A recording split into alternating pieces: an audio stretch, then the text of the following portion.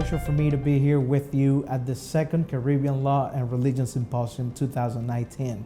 Tell us about your experience. What do you take with you? What was something that impressed you the most during this second version of the symposium?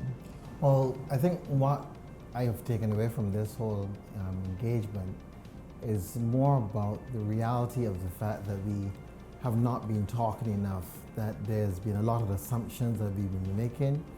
We have not really engaged. Only this June, we had an Abrahamic Faith Conference, and I began to realize that there was a lot of conversation that needs to take place among our faith traditions. The reality is that we've got a lot of young persons coming up, and they're coming into a different world than the world we are leaving, as it were. And so there's a sense in which all of our issues that have divided us over the years, our young people don't seem to have a lot of those issues. They're coming into a more global society, and they're building bridges that we ourselves are still struggling with.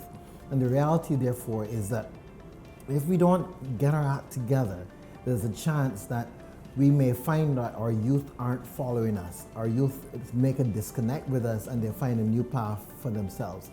And so I think experiences such as this one has been really helpful for us as adults in the faith traditions to be able to see the importance of having some of these real meaningful conversations. So what are you planning to do after this symposium when you get back to Barbados, to Codrington College, and perform all your duties as a priest and as a part of the Anglican Church? Well, one of the things that we are working on at this very point in time is the establishment of a Caribbean Interfaith Initiative for Peace, because we believe that there is a need for us to get our faith groups together to help our young people create a culture of peace. And this is something very important. The Caribbean has always been identified as a zone of peace. And with all the stuff that is happening around the world, I feel that it's important for the faith traditions to lead in this area. And so we are working on this initiative as well as an institute where we will bring persons together and actually make it possible for persons who are representative of the various faith traditions. And I say faith traditions here, not necessarily religions, because there are some groups that don't consider themselves a religion, but would consider themselves a faith tradition.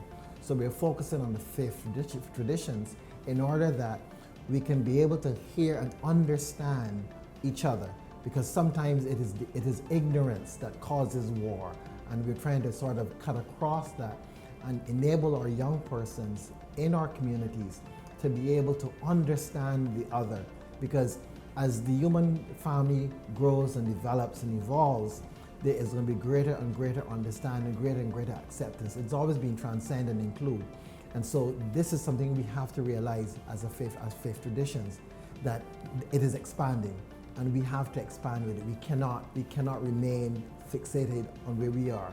We have to be able to expand. Excellent. Thank you, Reverend Clarke, for being part of the second version of the Caribbean Law and Religion Symposium 2009 at Pucamaima in Santo Domingo, Dominican Republic. Thank you very much. Thank you very much for having me. It was a joy and a pleasure, and I'm delighted that I was able to attend.